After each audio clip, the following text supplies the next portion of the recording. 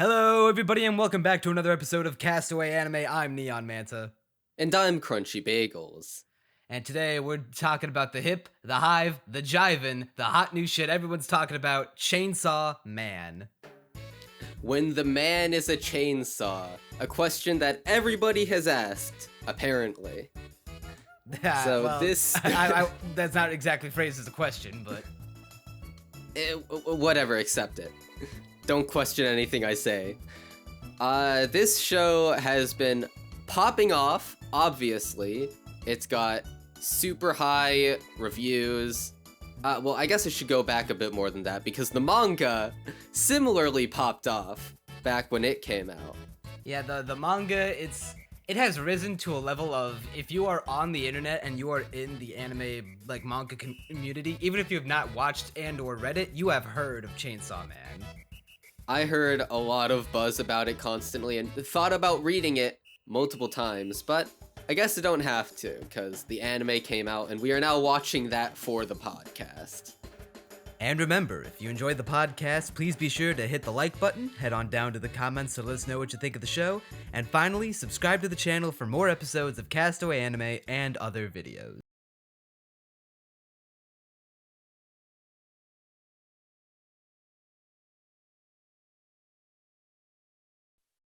I've also thought about checking out the manga, but there were two things that were holding me back. One, when the anime got announced, I was like, well, okay, if it's by MAPPA, I have no reason to doubt that they're gonna fuck it up.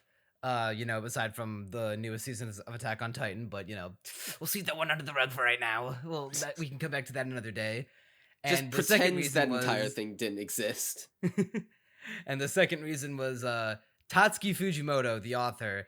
His art style isn't the cleanest. He is I'd compare him most to One. Not that in the sense that his art is as bad as One's is. Far from it. It's like actually worth putting into a Shonen Jump, but it's not the cleanest, it's not the prettiest. When he wants to go into like hyper detailed, like concept, abstract, crazy looking visuals, I think the art style works into its favor, how grungy and sketchy and rough it is. But when he's just doing like a panel of a character just talking, it does not do it any favors. It looks like it looks like at times the storyboards of a manga, as opposed to like the post production or like cleaning up the line work, inking, coloring, all that stuff. It looks like it was a draft that got submitted for the final release instead of like a clean version. You know, I haven't seen anything from the manga before, although I just looked up the first chapter and am currently scrolling through it.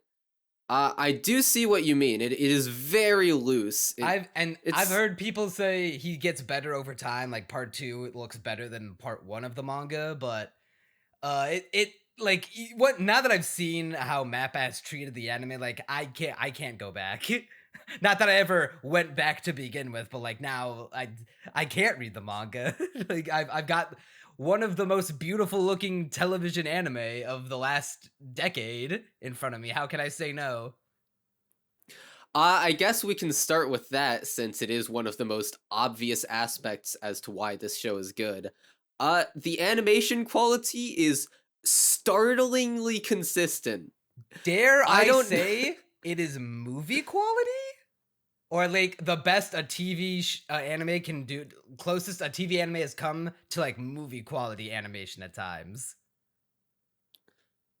Actually, I have a question for you. Do you think this or Edge Runners looks better? Ooh, see, that's a tough one because I would say Edge Runners has a more distinct style and a wackier color palette, but that's just because that's Trigger. That's what they do. If you ask me what I think is conventionally like the prettiest looking, it's Chainsaw Man, but I think it comes down to a difference of aesthetics. I feel like they're both definitely two of the best looking anime of the year, but if you put a gun to my head and made me choose, I slightly prefer the angles and the aesthetic of Edge Runners, but Chainsaw Man is definitely easy second best. I will say I have to agree with you for the most part. that Edge Runners had more, I guess, style to it. Although I prefer the directing in this, and I'll get to that. But Chainsaw Man is, like, I've heard a little bit of criticism online of people going like, well, why was that shot in CG? And honestly, like, I'm looking at it, and okay, to be fair, in episode 1, there was the big ol' zombie horde, which we complained about on the seasonal cast. Episode 1 is the ugliest the show has ever been, but after that, it's like pretty much up from there. Yeah, like, I'm not exact because I have heard that apparently the Chainsaw Man himself is CG. He is, and yeah, they I did notice that, but it's very difficult to notice. Yeah, they do like, a very good job startlingly of so. masking it, and I think that lends itself to either like the directing of the show, or the shot composition, or the compositing of the CG within the animation itself. I definitely noticed it, but because I've trained myself to notice stuff like that. But I like the fact that I had to like actually try and like stare at the screen, as opposed to like, you see the zombies in episode 1, and you don't have to pay attention. You just like, you see them like, ooh, that looks like shit. But like, you have to really look to see the little tricks, the little shorthands that they use to try to slip it in there. But guys like you and I, we've been around this block many times, so we can see it. But I do not think that it looks I would never call it outright bad, outside from the zombie crowd in episode 1. That was inexcusably bad. I mean, far more than just being difficult to notice because of how it's, I'm not even sure if I'm using this correctly, but composited or whatever. Basically, they blended it in well. But more than that, it just looks good. It's like, even if I know it's CG, I'm like, well, it fits in with the style of the show. It looks nice.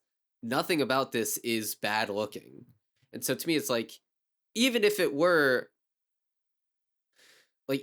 more noticeable, as long as it looks good and seems to fit in with the show, it's like, I dig it.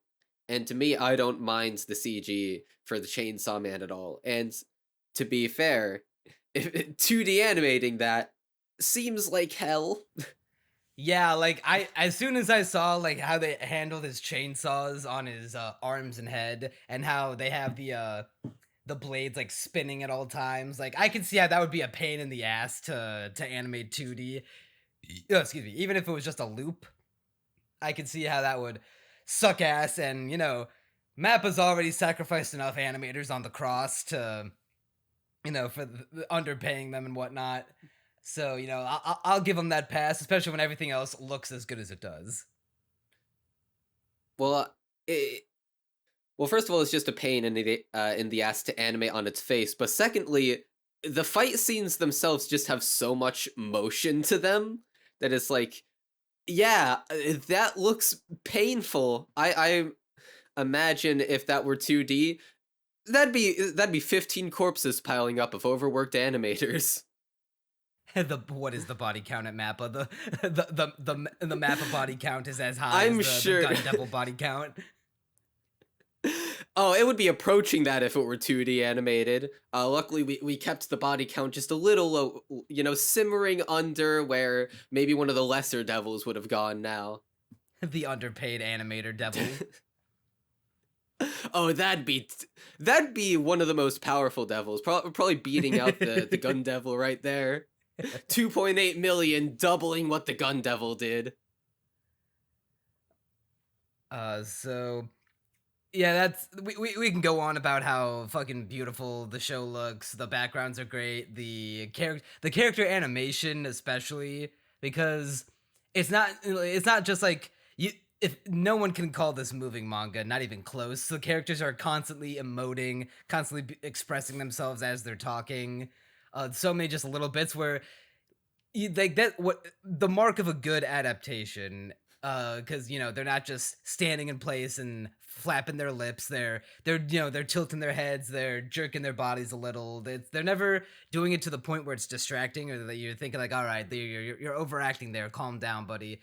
But it gives the characters so much life and so much expression that you like. It's becomes more fun to watch, and B, gets you to like the characters more because you're tricked into thinking that they are more human and like believably human than they are. Yeah, like Spuddle was going on in the seasonal cast about how it felt almost like they were trying to replicate a movie. And admittedly, yeah, like it feels almost true to life in a weird way. When like obviously it isn't, because you got the Chainsaw Man, the Gun Devil, like okay, that's just patent insanity. But the characters like it isn't like in your typical gag manga where they're just bouncing all over the place, doing also breaking reality wherever they walk, making dorky expressions, randomly cutting to chibi versions of themselves. Like none of that. They emote like normal people in real life. They feel very true to life in that sense. Yeah, And it's a very grounded show. yeah, Very much in this vein of like something like Attack on Titan. and on the one hand, it people means like that yeah, like I definitely enjoy it from this show, and admittedly, it does mean that my poor anime screenshots folder does not have nearly as many Chainsaw Man images as I would have liked, considering how much I enjoy this show. But even still, like the way they emote being very realistic, it does lend the characters a certain level of relatability, I guess. It lends them more of that. You say that your folder is lacking in a show where Power and Kobeni exist. Admittedly, okay, well, I do have a Kobeni. Yeah, like I do have an image of Kobeni. I didn't get that one. I should have gotten that one. You didn't get her screaming double piece? That's like one of the most famous Kobeni images. I got the "we're all gonna die here" as she gives the most terrified expression known to man. It is a good. Kobeni's a good one. Kobeni's a good reaction image factory. Yeah, Kobeni would be a good. Yeah, I probably should have taken more images of her because honestly, that'd be fucking amazing. But yeah, it's like while we're on the subject of characters, the characters, I love them all. I wouldn't go that far. Not only is the show is pretty, it's well written, which I know this is more Fujimoto's legwork, but you know it's still I love them all. I can't think of one that I despise. Well, there's none that I despise, but admittedly, Aki, don't care for him honestly. I like him. He is not very interesting right now, and I don't doubt that we're gonna get some more development with him. He is just very much the Sasuke type boy. He's a bit of an edgy cunt. Like I imagine he will get more interesting as the show goes on, and you know get a backstory or whatever. But I'm looking for now. He just seems sort of like serious, deadpan. Admittedly, him getting more and more endeared to Denji as the show goes on is fun to watch, and it's like, yes, Denji is winning people over. His manic energy is actually, you know, reaching into people's hearts and getting them to care about him. But, it's like, for me, he's sort of take him or leave him at this point. And the other dude, actually, funny story with him. Is his name Asai? I think it's Arai. Arai. But okay, so yeah, he is not. He's definitely the least interesting character so far. Funny story about this because, okay, so in the later-ish episodes of the block we watched, they're going up against this one devil, and before they go up, like I think it's right before they get trapped in the room or whatever, Himeno is talking to Aki about how. Or no, Aki asks her, like, oh, do these guys have promise? Or no, Himeno asks Aki, and Aki's like, most newbies die here. And Himeno's like, that isn't a response. What's that supposed to mean? But they get to talking about how, oh, most people, you know, they get into this job, and then they die, and Himeno's had all sorts of partners that just immediately died on her. And it's left, you know, it's the reason why she wants Aki to live so desperately. But I saw that and I was like, okay, this is setting up a death, isn't it? I was trying to be. I I was deadass trying did to think preempt that it. Arai's character design was so like uninspired and generic that I deadass thought he was going to die in this arc, but I I'm, thought the exact same thing. Dude, there's so I'm much very evidence surprised to see for him it too. live. I was shocked too because think about it. This guy has, as far as I remember, one shot where he's in the OP, and it's during the cinema scene. Can you think of any others that he's in? Nope. I think he's just in the OP, and that's it. And obviously Yeah, the like he EVs has. that he shows up for, but that doesn't count. Yeah. So he has no presence in the OP, especially compared to all the other characters. He has this bland ass character design where everyone else has immaculate, chef's kiss character design. And then Arise out here, it's not John Every anime because this show's too good for that. No, But he's it is too bulky very to be John Every anime. Yeah. But he's still like way worse designed than everyone else, and I was like, this guy's looking pretty disposable. And then at one point when they're just realizing they're trapped on the 8th floor, he like runs down the stairs on his own. And granted, other characters do this later on, but when I first saw that, I was like, they're setting him up as that kind of guy who will just run into a potentially dangerous, just a potentially dangerous situation with no one else there. And it's like, I feel like this guy's feeling more and more like a walking death flag every passing minute. But yeah, he's just a generic guy. But he's the worst character. But I wouldn't even call him bad. He just has nothing going for him right now. Everyone else I love. Yeah, I mean, I wouldn't call him bad just because he isn't dragging down the show from his presence. No, he's definitely not dragging down the show. It's just that he has nothing going on for him right now, and also when you compare him to literally all the other characters we've seen thus far, it's like it just makes him look worse.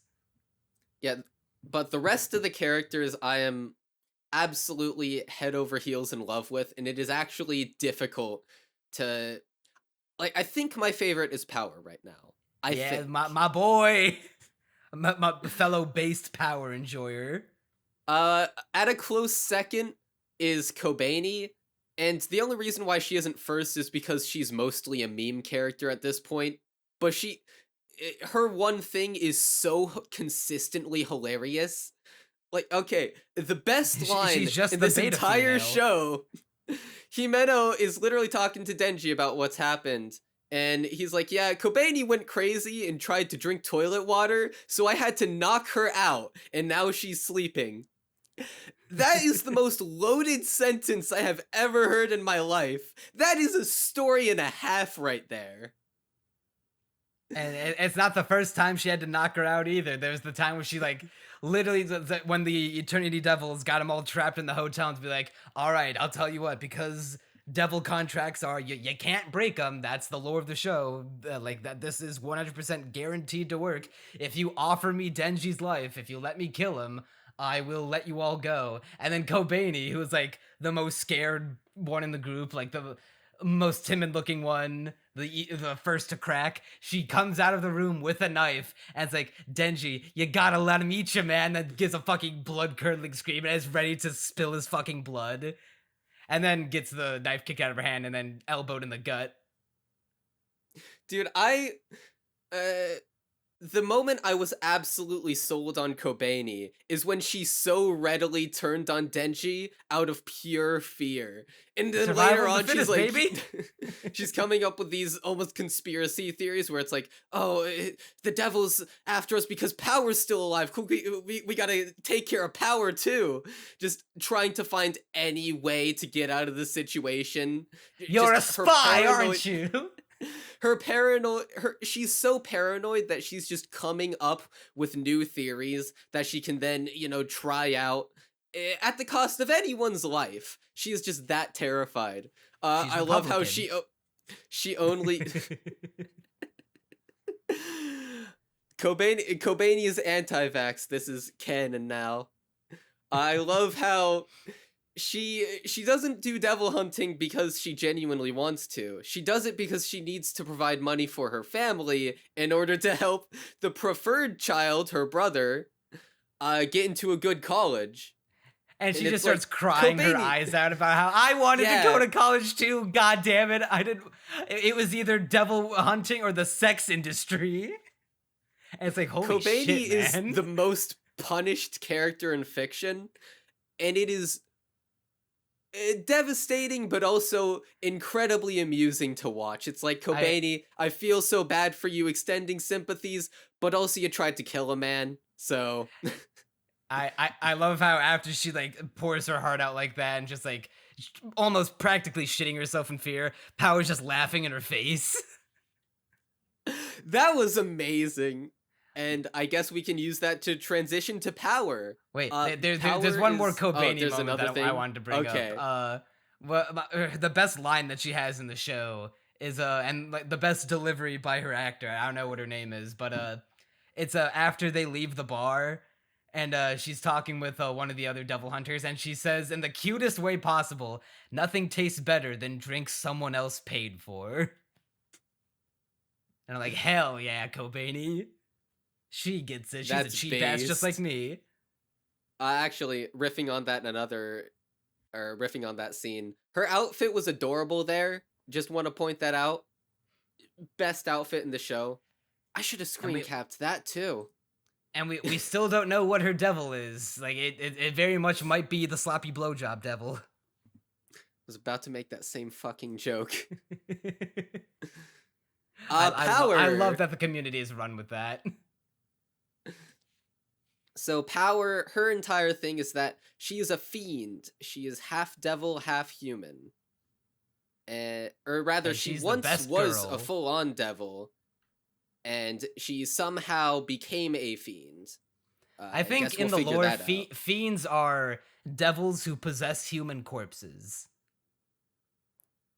All right, I'll take your word on that because I don't remember anything about that. But yeah, usually, they explain how in the world of Chainsaw Man, because in this world, devils are just a thing that exists. I don't know if they're gonna ever dive into like if there have been devils as long as there's been humans, or if there was like an apocalyptic event that brought devils into the world, and now we just have to deal with it. Because like the thing about Chainsaw Man that we also talked about in the seasonal podcast, talking about episode 1, is that how the world of Chainsaw Man is kind of like this in-between of a regular world that just happens to have monsters in it and a sort of post-apocalypse, because the world has definitely gone through a near-apocalyptic level event when the Gun Devil showed up, and his mere presence, his mere appearance, killed over 1 million people in 5 minutes across the globe just by like his very being that we see through Aki's flashback when his family gets killed by the devil.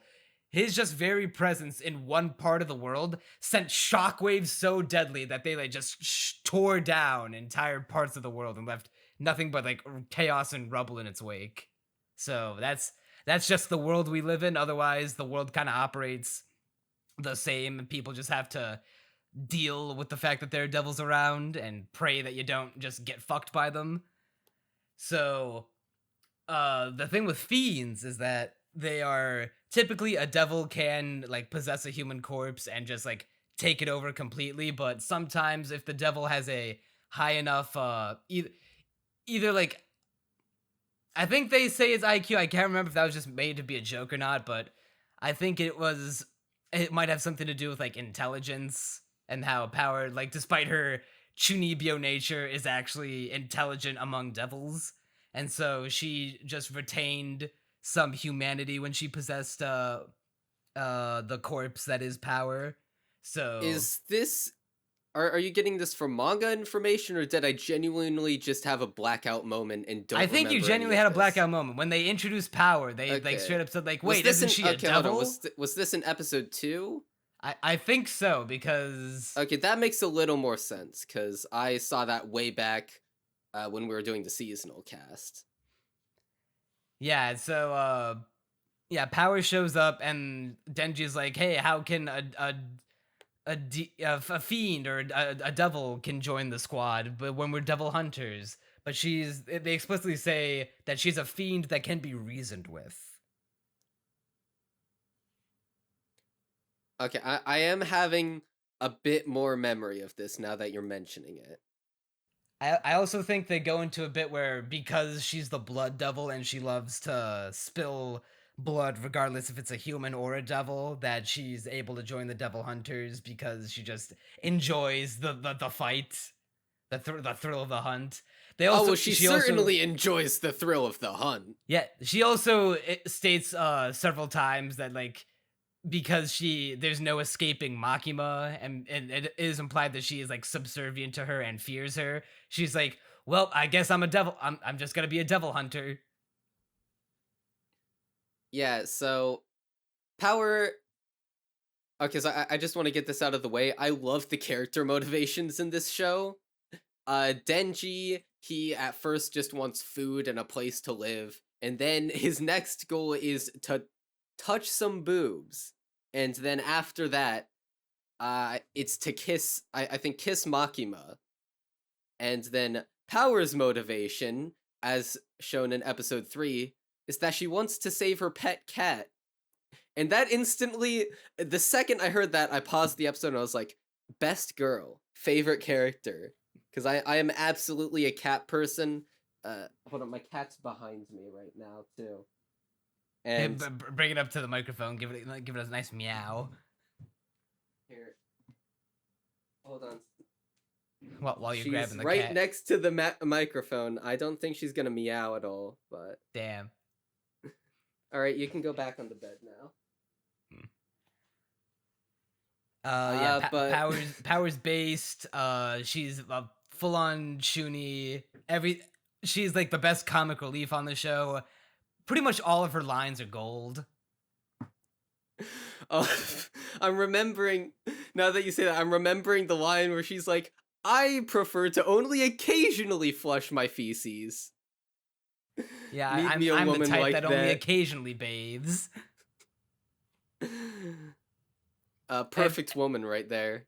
Like, so many good Power moments. It's hard to choose. I love her speech pattern, how she talks in like, how conceited these humans be, or the game is afoot. I love... There's this, I think it's episode 6, where she's literally talking about how she wants to win a Nobel Prize in order to take over humans. Like, I'm gonna win a Nobel Prize, use that to become mayor, and rule over all the humans. Yeah, the Just prime so minister. Amusing. Yeah, that whole setup and punchline to that joke was fucking 10 out of 10, because they're going through all the characters, like, Kobani and Arai are losing it.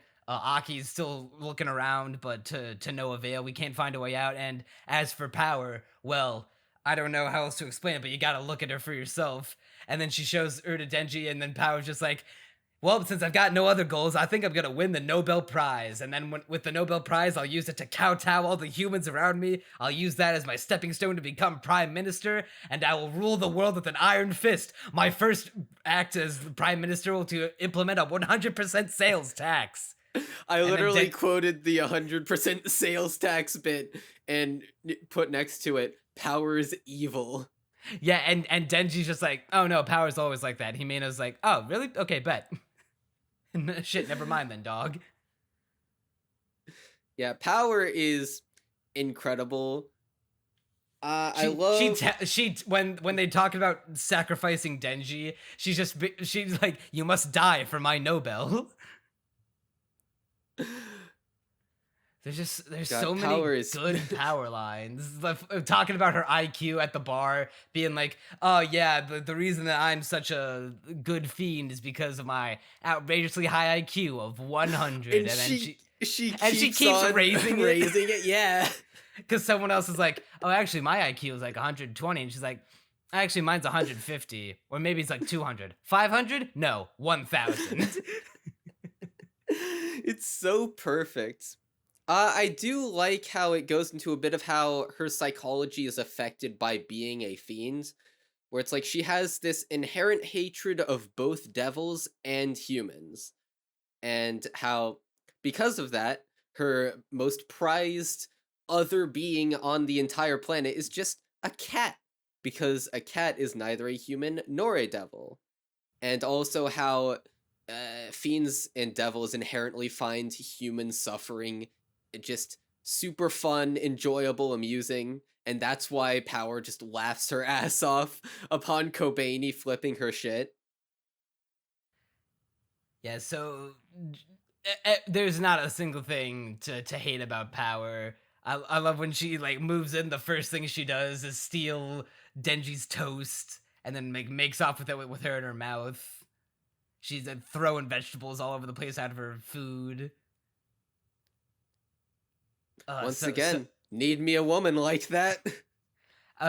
Base as fuck Power, like keeping her word when Denji's like, all right, I'll save your cat, but in exchange, you have to let me squeeze your tits. And she at the end of episode 3, episode 4, she does like walk Denji into the bathroom and just like, all right, well, we had a deal. Go ahead, squeeze away. And then Denji's like, at first he's into it, but then after he squeezes and finds out that she's wearing breast pads, it's so much like Power is only slightly enjoying it, but it's just like, you have earned 3 squeezes of my bosom. Go ahead, squeeze away. I guess we can use that to neatly transition into Denji. Yeah, if Power's my favorite character, Denji's probably like the best written character and easily the second best character on the show. Denji is certainly an amazing protagonist because so Denji's whole shtick in the way he's written is that whereas most shonen protagonists, anime protags are here to, you know, be the very best and whatnot, Denji's whole thing is that he just wants to grab some boobs, just wants some night. He's lived for no one else besides the fucking Yakuza his entire life, because if he didn't, he'd die. And he had nothing to his name. He'd be excited to get more than a slice of bread for dinner to last him a goddamn week. But now that he has a whole new lease on life, because now he's got a job, he's got a place to live, he can eat food. His favorite breakfast now is just toast that he just slathers all manners of jam and butter on. Just because he can. I love his. Yeah, he just puts everything on the piece of toast. And like everyone else in the show, or not everyone else, but a lot of other characters in the show are like well, specifically Aki is like, bro, you're just aiming low.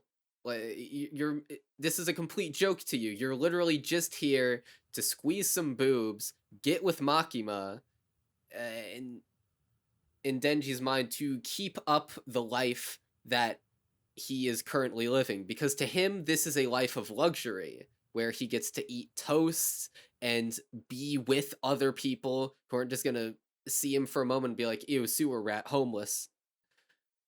It's funny that you said aim low when referring to Aki, because he did in fact do just that. Oh yeah. Yeah, that is quite fitting. Oh god, that line is so good. But yeah, Denji, his motivations are so endearing, and obviously once the Gun Devil enters the picture, he's gunning after the Gun Devil, specifically so that he can get with Makima. So he's still aiming kinda low in a sense, but, you know, he's trying to take out the biggest, best, baddest devil of them all. And that eventually wins Aki his respect. Well, that's that leads into like the main, well, at least one of the big themes of Chainsaw Man, and that the nature of like dreams and aspirations, and like it's how I love the message of the show that they're going for is that it's not about whose dream is nobler. Like that's all good and all at the end of the day. That's open to interpretation, but what actually matters at the end of the day is how badly you're willing to fight for and achieve your dreams, and how it's literally brought to an explicit point where Denji just like, oh yeah, everyone like thinks they can take me less seriously just because my goal right now is to touch some titty. Well, look at me. I'm still here. I'm bleeding. I'm down an arm, but I'm still standing. God damn it! So if you think your dream is nobler than mine, then prove it. If I kill you, that means your dream was worth less than me touching some boobs. It's not about having a noble dream, it's about being a noble person. That's a tagline, probably. Well, I wouldn't necessarily call Denji a noble person, but he's Well, definitely a driven not necessarily person. that. Yeah, that's it's definitely quite literally more about accurate. drive. It's about power. Denji stays hungry and power devours. Another thing I like about Denji is how he's just so laid back and enthusiastic about everything. One of my favorite moments of characterization for Denji is, I think this is from episode 6 again, I'm not entirely sure, but where they have just realized that they're stuck on the 8th floor, and Denji's just like, all right, shit, I well, can I'm nap. gonna, yeah. He's like, time stopped. This is awesome. I can just nap all I want. And him saying that was like, you know what? That is a good point. If time stopped, I could get, way more sleep than I usually do and not have to feel guilty about it. Damn, Denji's onto something. What makes Denji great is that he is both eternally optimistic, and also still he's also, but he's not happy-go-lucky. Like, cause he loves that just being alive for another day and being able to enjoy this newfound life of luxury surrounded by food, shelter, and beautiful women, which are like his 3 favorite things in life. Like, yeah, it sucks that he doesn't have his beloved dog to pet anymore, but he's got him inside him, and that's enough comfort for right now. And he's happy to have all those things, but what's also what keeps him like engaging as a character to follow is that he's so willing to fight for all of these dreams, and yet at almost every turn his dreams get shit upon or like subverted in the most horrible and traumatizing ways. Like, he's pretty much objectively better off now than he was before he became Chainsaw Man and got picked up by Makima, because he was just living a life of, his house was like a wooden shack that was like really dingy and run down. He was only eating slices of bread for like weeks at a time and had no money, and his life was indebted to the Yakuza. And now, like, they explicitly make it a point to be like, yeah, by the way, because you are a devil man, Denji, if you run, we will hunt you down and kill you. But seeing as Denji's like, yeah, but this job is like way too cushy and awesome for me to like be worth running away from. So yeah, I'll say fuck it. Anything is better. Literally anything is better than the hell I was living before. Just before in general. But then, while that worked out for him, all of his other goals in life just have horrible twists to them. Like, Denji is going to like touch some boobs for the first time and Power's letting him, and then he feels the breast pads, and then after he gets the squeezes and he's just sitting there and he's like, that was it? Dude, I love that sequence where it's like, it very pretty much hard cuts into him just dead inside, going about his next He's fucking day. traumatized. Yeah. He's just like, and then the conversation with Makima where he's like, yo, I accomplished one of my dreams. I touched some titties. I got some, but then just kind of underwhelming. Now I'm feeling pretty dead inside. It's like, what do I aim for now? Will my next dream be so this disappointing? underwhelming? Yeah. And then like Makima goes out of her way to like flirt with Denji and teach him the intimacies of sexual relations, and then places his hand on her chest, and and Denji is like, oh my god, like there is the spice I was missing. And then it gives him a newfound goal where Makima's like, all right, tell you what, Denji, if you kill the all-powerful gun devil, I will grant you any one wish.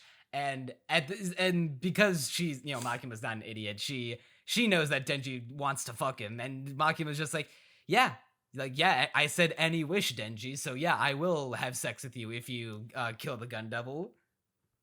Yeah, I guess that leads into a piece of characterization for Makima I like, where it's that she understands Denji's psychology to where it's like, she knows that just asking him for anything, well, this guy's serially just aims low. He clearly just wants to have sex with me. It's like, she knows that's a safe, because on its face, it sounds like something completely stupid to promise someone. Like, oh yeah, I'll do anything for you. And then the other person could just ask for a bunch of stuff that couldn't reasonably achieve, or that would just fuck over the person saying that they could give them anything. But Makima's like, no, I know for a fact that Denji's just gonna ask for some lowball thing, either that or just have sex with me.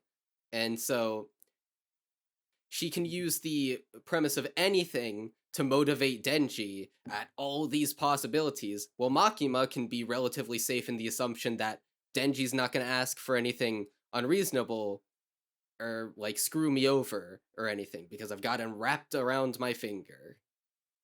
Yeah, Makima is absolutely manipulating the hell out of Denji. She's manipulating everyone, and it's astonishing to see. And I love how her voice is just always so chilly, deadpan, and like it never Calculated. emotes at all. Yeah, she's just constantly calculating and figuring out, all right, how do I press people further under my finger? Because she's also got Aki wrapped around her finger, where I love the scene where he's fixing his suit up in order to see her. Like, he's about to open the door, but then he's like, wait, hold on, no. I need to look my Checks best himself whenever in I'm... the mirror. Yeah. And then he goes in. And it's like, she's manipulating Aki and Denji based off their romantic and sexual feelings. And then for power, it's implied that she's, like you said, very afraid of what will happen if she, bails on Makima's whole... Yeah, basically.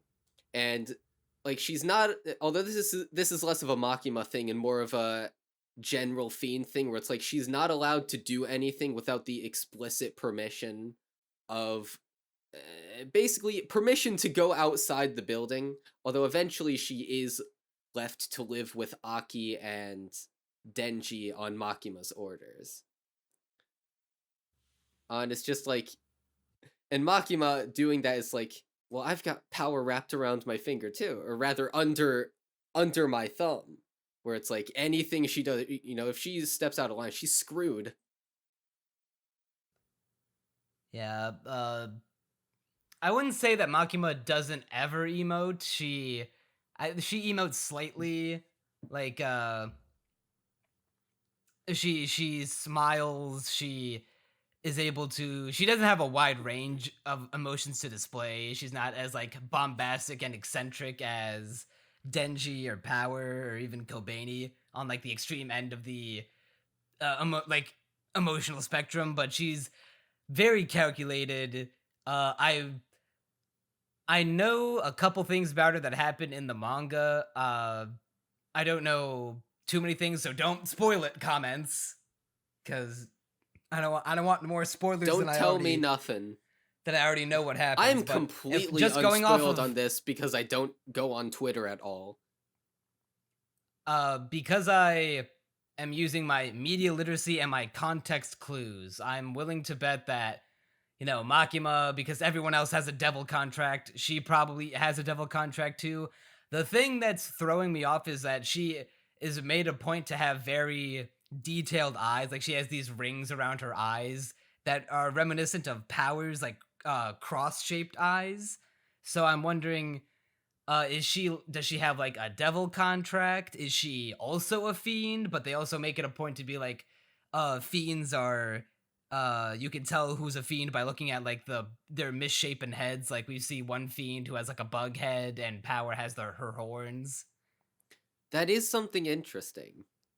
So maybe she's like, maybe she found like the secret Konami code that lets her be both a fiend and have a devil contract. I don't know. I think it's probably a devil contract, and they ask for something related to her vision. either that or accentuate her vision somehow. Something related to that, I imagine. Although Yep. I did not put the stuff about the eyes together until just now when you pointed it out.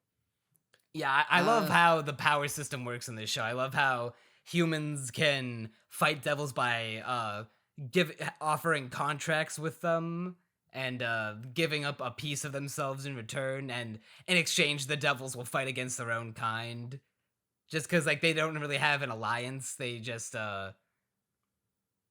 they just act independently and like autonomously, like how Aki gives up some of his flesh to use the Fox Devil Cone, and it summons it in a really badass way where like he does the New World Order Wolf Pack sign with his hand, and anything he sees within the hole that he makes with his hand, he just calls the Fox Devil's name and then just eats, and it just comes out of the ground and eats it.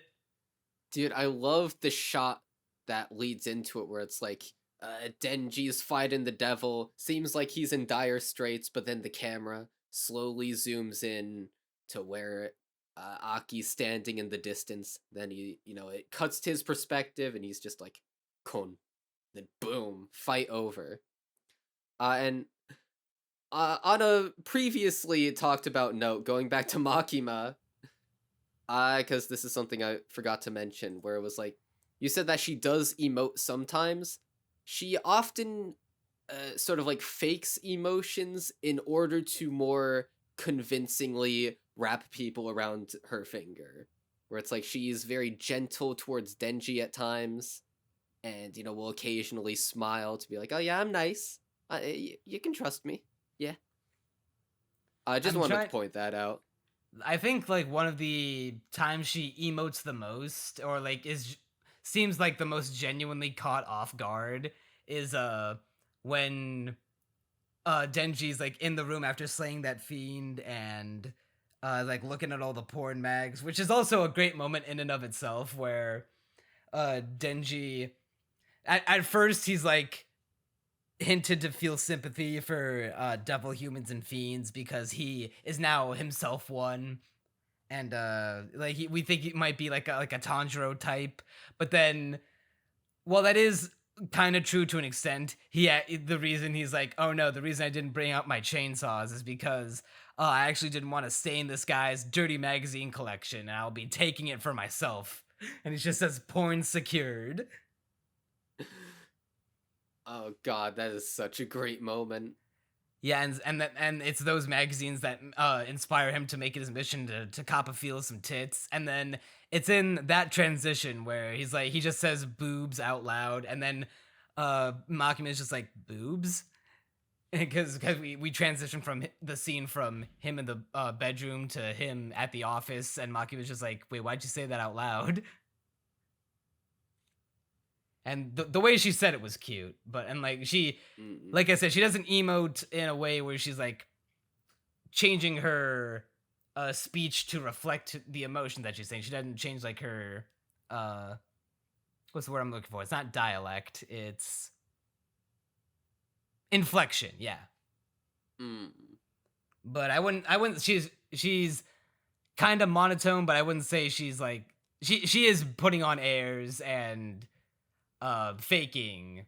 To be more precise, relatively unemotive and probably mostly unemotive on the inside, but does occasionally fake emotions and very rarely displays actual emotions. Yeah, I'm trying to think of any other characters that are worth talking about. Oh, there's Himeno. Yeah, Himeno. Okay, so her thing, and we get more of this in some of the later episodes of the show, is that, well, I sort of talked about this already, where her partners have continuously been dying, and so the one partner she had that stayed with her for a while, and I think she went through like, I forget the exact number. It's like some crazy number. I want to say I think 26. It was like well, no, it wasn't that high. I think it was like she had 6 partners who died. 6 feels too low, honestly. It was a. I don't think it was like that comically high. I think I think it was specifically like 5 or 6 because they named some of them, And it's just gotten to a point where she's like, it happens so frequently that she just expects them to die. And Aki is the only one to have survived so long. Yeah, and so she's incredibly desperate to. Oh yeah, this is completely random, but I just love the graveyard. I don't know what about it, like seeing all those lines of the same white cross over and over again. Something about it just looks oddly pretty and enrapturing. Most of them were probably either gun devil deaths or just devil related deaths. And Yeah. devil deaths are probably just so commonplace in this world that they're just like, well, throw them in the pile, put them in the nicely, neatly arranged rows and columns that we have. Yeah, just stick a cross on there. Just throw it on there. At this point, just put the cross in now, and we'll throw the dead body in later. Like, just preemptively put up the crosses. Honestly, I wouldn't even be surprised if that's how it actually works in the world. But Himeno, you know, she's super close to Aki. There's this whole thing about God, I couldn't stop laughing during the scene because I just kept on thinking about Himeno peer pressuring Aki into smoking. I just couldn't stop imagining if that were shown in a school what classroom a terrible as an influence. anti-smoking thing. And that's why Himeno is the worst character, because she got her boy Aki to smoke, and that's no good. Her rationale is that, oh, we're gonna die early anyway. When will the lung cancer come in? When we're like 40, 50? We won't. We're not gonna live that long anyway. We're devil hunters. We're gonna be dead by 30. So, so that's her rationale, and also she's like, you know, occasionally you need a coping mechanism. You need to just escape from all the hell of this world and all the devils everywhere. And yeah, her relationship with Aki is very endearing. They're both super close friends. They're both bros. And aside from that, I just like her personality. She's, you know, very, very confident, very outgoing. She gave up her eye to the ghost devil. Oh, yeah. Got the ghost hand. Yeah, her power is cool as hell. And I just like characters with eye patches, honestly. So while Kobani has the sloppy blowjob devil, she's the sloppy handjob devil. Yeah, that works. I love how they make it a point to be like, oh yeah, Himeno is kind of like like, at least when she's drunk, she's a total slut and has kissed pretty much everyone here aside from the rookies. Yeah, my favorite Himeno moment, which is the one that sold her the hardest, and you probably know what's coming up, when she kisses Denji, because, you know, Denji, his entire thing was he was going up against this devil, and he was super enthusiastic about it because he wanted a kiss from Himeno. Yeah, because we got to set the scene. Himeno is at first like, well, all right, rookies, to motivate you, whoever slays the devil will get a kiss on the cheek from me. And I love how Denji, like the base lad that he is like, you know what, like, I don't need your motivation, you trifling thought. I've only got eyes for Makima. Like, I learned recently that sex stuff is only cool when you know the other person and, like, you share a moment of intimacy with them. And I don't even know you, Himeno, so your kiss means nothing to me. And she's like, oh, is that so? All right, well, how about this? If you kill the devil, I'll give you a kiss with tongue. And then he's just so enthusiastically marching up the stairs with the axe, like, yes, I want to kill this fucking devil. Yeah, he's making these weird, almost manic noises. Just so easily goes back on his word tonight. And so he does finally get the kiss after all that, but Himeno is so drunk that, you know, she's kissing him with tongue. He's like, oh, it feels soft. And warm. It's melting in my mouth. Wait a second. That's not a tongue!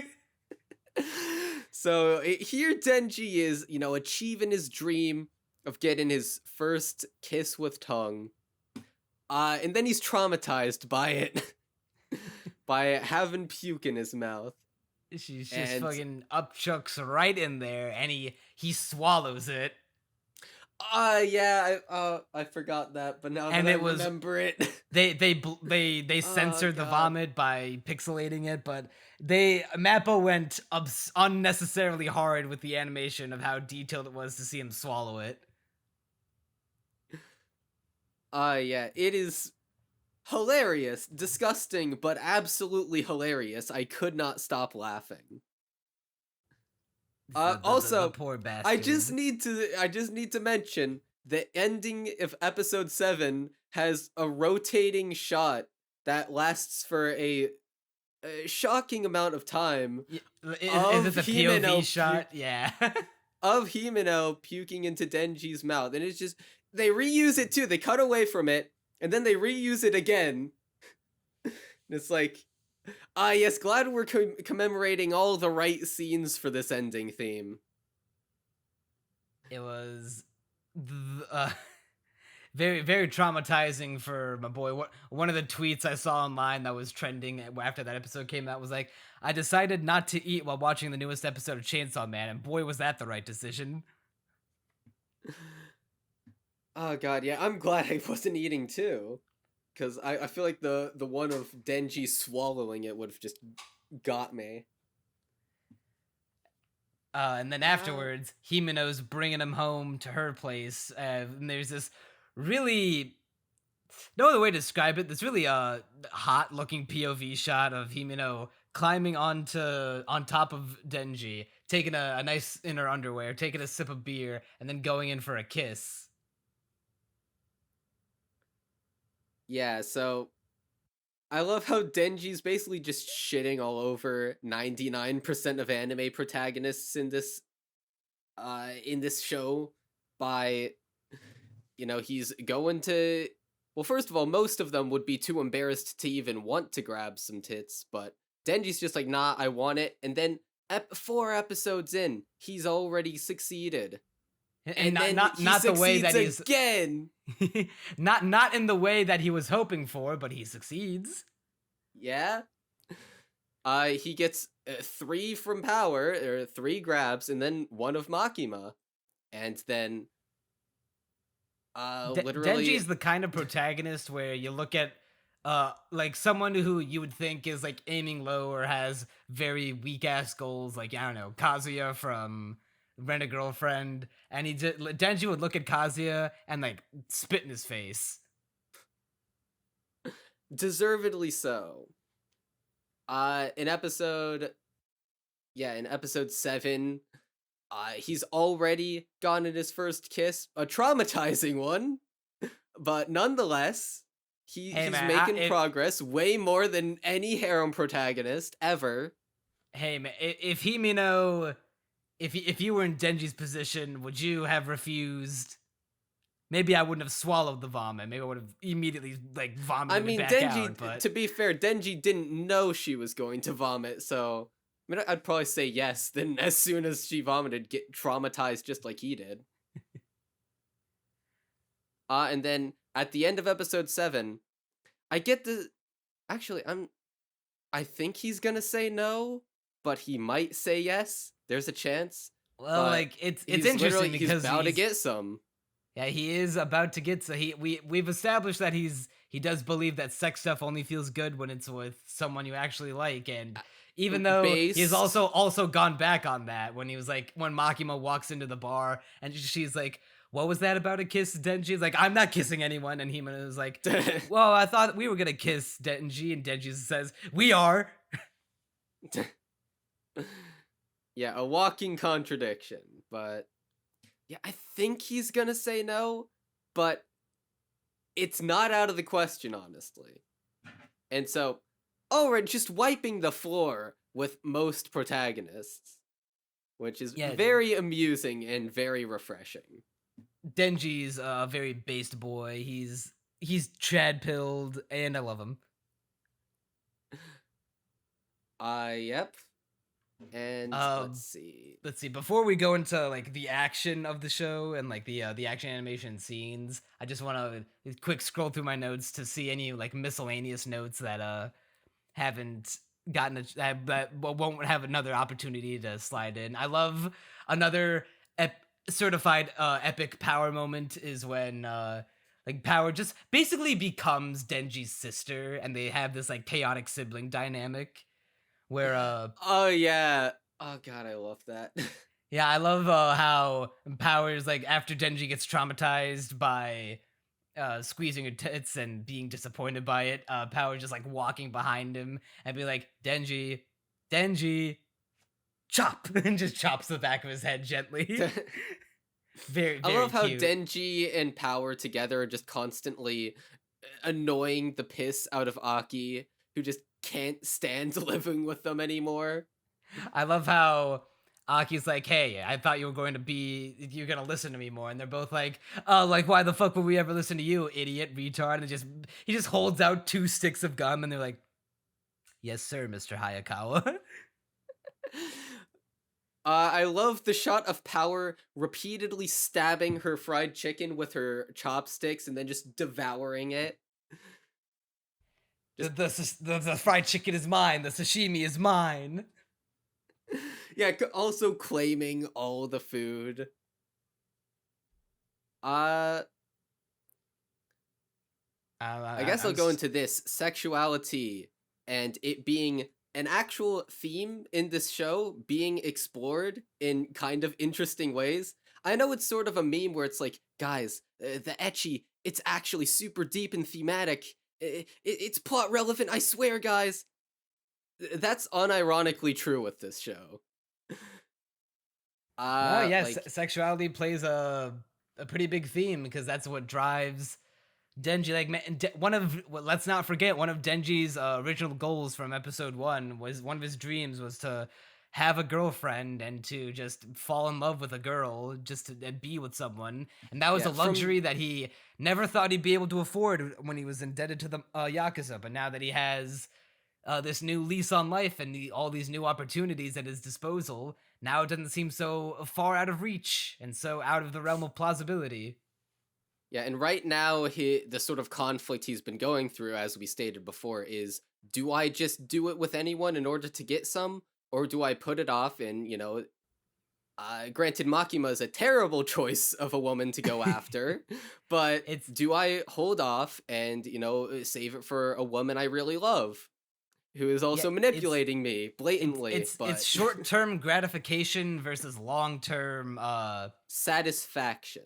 Yeah. Because, like, yeah, you could get the easy, quick fix with your power tit squeezes and your Himeno vomit kisses, and also possibly your Himeno drunk sexes. But is that all gonna be worth it when, yeah, maybe it's gonna feel nice in the moment, but then that fleeting high is gonna fade real fast, and then you're gonna be like, huh? I feel like I the feel power a little empty tit inside. Yeah, the power tit grab scene is definitely, I think, an indicator of what stance this show will take on the matter, where it's like, you could just get your quick fix, but as has already been demonstrated in episode 4, it ain't gonna last for very long. It ain't gonna bring you long-term happiness.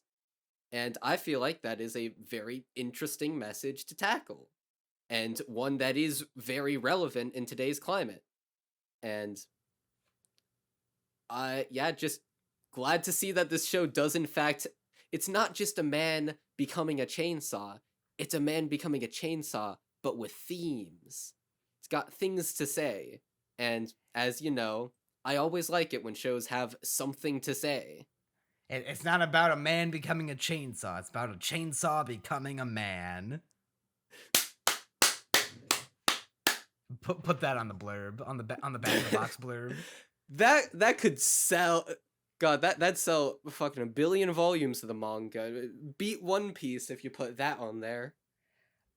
Speaking of chainsaws, and just before we start talking about the action, this is the last miscellaneous note that I have. I love that we see multiple times that Power just likes to hang her head on Denji's shoulder. I just think that's really cute. It absolutely is. God, all of these miscellaneous notes are about Power. She's the best girl, literally. She is. She's the best character in the show. She's fucking amazing.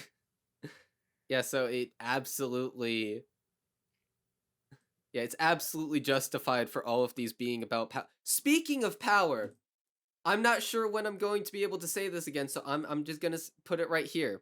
Episode 4's ending is the best because Um, actually, well, whoever. you know what? Like, yeah, I was gonna make this its own topic, but yeah, we could talk about the endings first, and then talk about the action. Uh, All right. so give me your ranking of all six. There technically there's seven, but the first Oh episode was God. just a credit sequence with music and not visuals. So give me your Okay. if you can remember the songs, give me your ranking of the seven Well, I ending don't themes. remember the songs too well because obviously I've heard them all just once and in fairly rapid succession with just 25 minutes apart. But I do have something to say about the ending theme of, I think it's episode 6. Actually, I'm going to check. I can give you all of their names. There's Okay, no. All right, I've got it. It's episode 5's ending song. All right, now this is really fucking convenient because remember during literally last podcast where I was like, oh yeah, I don't recognize J-pop artists whenever I listen to their themes in anime. I just don't have that much knowledge of the J-pop scene and all the Japanese music. And wouldn't you know it, I listened to this ending and about 30 seconds in I'm like, hold on, pause it, and I'm like, I recognize this guy. Hold on. And then, I'm typing up on Google and I'm like, oh yeah, this is the guy who made the Tsukimichi opening. I've got his name right here, Siyudo. And the Tsukimichi opening, bad show, but amazing OP. It's super catchy. And sure enough, this is probably my favorite. I mean, I don't remember them that well, but I remember writing down as I was taking notes, like, oh yeah, this is the best song so far. And I mean, he has a very distinct voice, so. yeah, the that one's great. Like let me give you from worst to best because to keep it interesting. By default the worst is just the first one because it's just a credits crawl with music played over it. Chainsaw Blood by Vondi. It's a good song and I love how it's very like 90s shonen jump, like how it's just like it's the chorus is literally just him going like chainsaw blood. It's just like the superhero theme you would think of like a shonen 90s anime about Chainsaw Man. uh so that's good. Just has the unfortunate uh downside of having no visuals attached to it. Going through the all the ones with visuals now, the weakest one outside of like the first one obviously is I would say the ED7 Chu Tayose by Ano, which it's just the genre of this of music that of all of the ones they've covered is the one that I like the least, just like their casual like cutesy poppy J-pop kind of song. The visuals are not the worst that we've seen. I do like Power's still best girl, but Kobani and Himeno sprawled on a bed got me acting up some kind of way. Do you remember ED7? I remember vague things about all the EDs, and although ED4 is the one I have the clearest memories of because I love that one, and I couldn't stop writing notes about how amazing it was. But like I like the visuals of all the EDs, and they're like way above the quality of normal EDs. What I like about them specifically is that they're all trippy. Like literally all of them are subtly. Actually, I don't remember ED2 that well because I watched it ages ago and ED2 was only the like once. the city pop one where they were like it was just like all the characters well Denji, Aki and Power and like their homes just like resting about and like the colors are kind of weird. All Let's see right, that one. but That like, one was it's Zonki by Zutomayo. mm, I And do like not have the song names written down at all. yeah, I have the song names and the band names.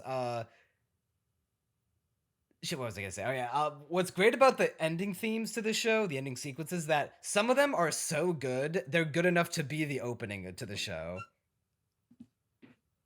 Yeah, absolutely agree. Although I am glad that we got the opening we did, because I like it more than any of the EDs, except for maybe the Yeah, power one, because that's just classic. But yeah.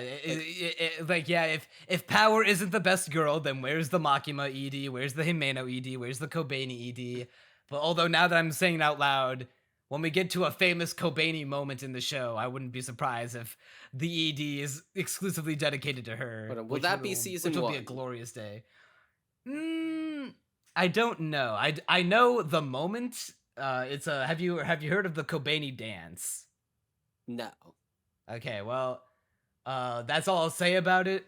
I don't know. I couldn't tell you if it happens within the next 5 episodes of the season, or if it'll happen in the next season, which will no doubt happen. I have no doubt in my mind that Mappa's gonna have this show by the balls and never let it go, like Wit did with Attack on Titan. Although Wit did let go of Attack on Titan. Yeah, but Mappa isn't retarded. Like they're treating Chainsaw Man with the utmost respect.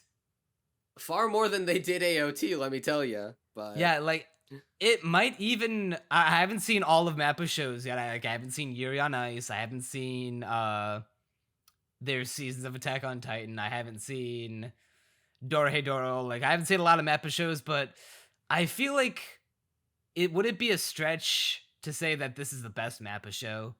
I don't think that'd be a stretch at all, because all of the shows you've mentioned, although I haven't seen much of them. You've seen more I can Jujutsu Kaisen than I have. Oh yeah, this looks way better than Jujutsu Kaisen. Yeah, that show already looked pretty great from what I remember. Oh yeah, Jujutsu Kaisen, aside from the compositing in some scenes, it looks great. So this show is literally neck and shoulders above Jujutsu Kaisen in terms of visuals. But going back to the EDs, like, ED3 is like this weird ass song that I wouldn't listen to outside of the context of this ED, but that is fun considering the video, where it's like all red and got all these like flashing lines. Here, let me get back to the ranking real quick. Yeah, one's at the bottom. 7 is the weakest. Although I will give a shout out to the 90s style Makima and Himeno that they draw on the TV in the end. That was really cool, and how authentic it looked. Do you remember that as well? Not really. Damn. The next up in the ranking is ED6 Dino Tekino Rendezvous by Canaria. This one where it's like, this is one where the song is a bop, but the visuals aren't too great. It incorporates a lot of art from the manga, and it does incorporate it pretty well. It just kind of feels like one of those, you know how some manga will take art from the book and then just like animate it in such a way that it looks like they're just making a really nice looking preview for it. I know what you mean, but yeah, it just feels like that, but like the highest budget possible. Honestly, like, this was one of my favorites, because something about the black and white landscape with people just, and granted it is sort of like, none of the characters are moving all that much, but there's a lot of good stuff there. I like the textures of all the staircases and the blocks they're standing on. So, once again, I like how surreal and out there the visuals are for all these EDs. Except for the first one, obviously. And there's like the subtle effects of... It's hard to describe, but like things not lining up properly and it's like scrolling across the screen. Do you know what I'm talking about? Yeah, I think I know what you're talking about. I love the electronic behind it though. I just love the da da da da da da da da da da da da da da da like that. That's a fucking tune. All right, question: how many times have you listened to these EDs? Some more than others. I've listened to the ones with the bops more. I've definitely watched some more over and over. Okay, so that explains it because I have. Dude, some of these songs are bangers. Beyond seeing these at the end of the episodes, I have not gone back to them. And I want to go back to the one made by, I think his name was Seudo. Yeah, that was actually the next one on my ranking. Because I love it, it's called In the Back Room. This ED I remember primarily because you know how it's infamously difficult to animate horses? And they just did it no problem. They just flex. The only reason for it, I can imagine, is that whoever was animating it, I'm not sure if it was one person or multiple people, but whoever was on there was just like, yeah, let's just flex on everyone. Let's just be...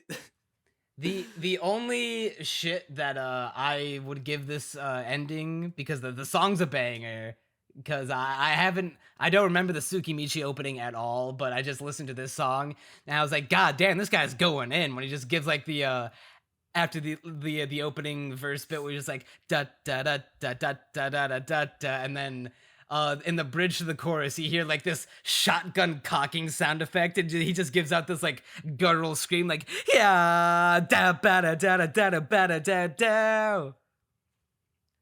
That is very similar to the vibes the Tsukimichi opening gave. Oh, I'll have to listen to it after the podcast a bajillion times. Yeah, the only shit I would give this ending is because I think it might have spoiled what the Gun Devil looks like. Because I think that's what that one particular horse, because like, they draw like several different horses in this ending. But okay, there's one not gonna lie, on my notes, I literally have has a horse made out of hands and thorns that I hope is in the actual show. I don't have, I can't say it concretely because I haven't read the manga and I didn't go out of my way to Google what the Gun Devil looks like.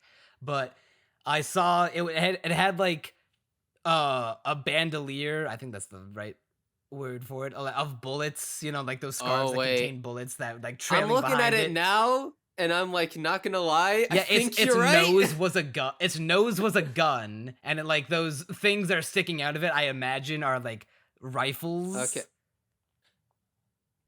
I have the ED up right now. There's no if way that's that the Gun Devil, I'm gonna be pissed because I was like excited to see like, oh man, they're hyping him up. When like the first time we see him, he's gonna be crazy. Now I know what he looks like. Because I can't imagine that they just like made up that gun horse for no reason. He has to have significance within the show. Admittedly, all right, I don't think this is the case, but now that I've come up with that, it's like, imagine if whoever animated it wanted to be the biggest troll possible and was just like, all right, I know how to animate horses. Imagine let's how make the funny Gun Devil it would CG be... when he shows up in the show. Oh God, no fear, one fear. Imagine if I just animated a horse made of guns and made everyone think that was the Gun Devil when it isn't actually. And admittedly, if I was talented enough to animate an ending of this caliber, I would totally do that. Just to troll people. Yeah, I also love... No way that's the case, but... There's so many standout shots in this ED in particular, like the one of Kobani going up the optical illusion staircase where it looks like she's ascending and descending. Yeah. The one where it's like that really flowy, beautiful looking shot of Himeno smoking your cigarette, and just like it's almost like a watercolor aesthetic. Are we both scrolling through the ending right now just to find all the cool looking shots? I don't have it up right now. I just remember. Oh, you don't? You just... Because those shots are literally back to back. They're badass. There's this ending has an affinity for horses. It starts off with a horse, then it's got a centaur, then the Gun Devil, probably. unfortunately. I will say though, missed opportunity to have this ending theme about optical illusions and the symbolism of that, and being taking place in a part of the story where they're trapped inside one room looping constantly. Missed opportunity to not have it start at like one spot and have it like at the very end it like ends where it begins, so that way if you were to loop it it'd be a perfect loop. Oh, oh, that would be cool as hell. Like it ends on that one shot of Denji after like having it mirror through all the other characters. If it opened with that shot of Denji and then did the thing where like mirrored through all the other characters, that would been Kino. That's about all I think I have to say about it. Yeah, so that's ED5. Next one. All right, this is a top 3, and granted, my second and third place have kind of gone back and forth to the point where I might even swap it if I watch the second ED again, because the second ending is the only one that I've only seen the one time and didn't go back and watch it. I think I was also not too big on the song, but okay, yeah, you know what? We'll just put that there for now. The third best one is ending to Zanki by Zutamayo. Like the visuals are cute, and honestly, it is also good enough to be the opening of the show. Uh, it's that one's just good. I don't have too much to say about that one. I just find it cute that they're all just hanging in their homes. I have barely any memory of that one, even in particular. Alright, I have it up now, and I mean, I like the shots of them going around, like just existing in the city. Yeah, But like that. Maybe if I rewatch it, maybe it'll take back, because initially I had ranked it at second place, but the more time passed, the more I was like, you know what, the power one is more worthy of second place. I'd put that one at first place because that I just everything about this ending, whoever animated this, because it has to be one person, I imagine, I and imagine whoever so too. animated this would be my best friend in real life. Like this ending is just power propaganda, and I approve of it. Dude, I love the shots. It literally starts off with Power screaming, and it's like constantly shaking and moving around the screen Power jump and scare. flipping and rotating. And it's like the shot of Power just rotating in the corner of the screen in a bunch of different outfits. They got her in a maid outfit. That's how you know whoever made this is my best friend.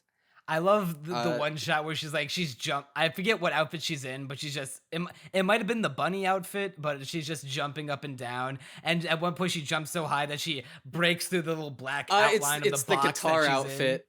In. Oh, okay. I literally just saw that part of the ED. I have it up right now. But yeah, she dude, breaks I love out the of it. shot. This one is just rent free in my mind, where it literally zooms in on Power, and then it's like she gets super pixelated because she's from super far back, and it's like, God, And it zooms in fits on her the cat. vibe. Yeah, it zooms right in on her cat, and it's like everything about this ending's vibe is so fun. Like, it's subtly crusty in some ways, where it's like Power at the beginning is literally like warping to the other side of the screen and just shaking around, and you know, zoom in super far on something until it becomes super pixelated. But it's like, it's just fun. Yeah, that one is love it. Josei by Tobe. I think that's how you say it. Either Tubo or Tobo. Or maybe it's Toboe. Toboe. I don't know if this is one of those Japanese bands where you gotta pronounce it Japanese, or you gotta pronounce it like with English syllables because it's all in all caps. Dude, I love all the shots of Power dancing with like the different line widths, just constantly fluctuating. I think that part must have been rotoscoped because of how fluid it is. Yeah, it is much more fluid than the rest of it. Yeah, I can see that being rotoscoped. I'm very much pro power propaganda, and if ending 3 didn't exist, it would be the best one. But 2, I'm trying to remember what the English translation of this is. I think it's 200 million centimeter blades, chainsaw blades, I think is what it's called in English. In Japanese, it's called Hawatari Tuoku Senti by Maximum the Hormone, which is sick as fuck band. And it like, whereas all the other endings are like good enough to be the opening, this one especially. Like, this it is, one absolutely could be the opening. I'll give you that. if the name Maximum the Hormone sounds familiar to you at all, they did the second opening to Death Note, the What's Up People. That makes a lot of sense because it's the same sort of genre and style. Yeah, and I guess this is similar to the Death Note OP2 in the sense that it's a song that's good for the opening, but that I wouldn't listen to in any other context. Well, my hot take is that I don't think Maximum the Hormone fit Death Note at all. I think the second opening of Death Note is a good opening, all things considered, but like the song just does not fit the psychological thriller of Death Note at all, and all its mind games.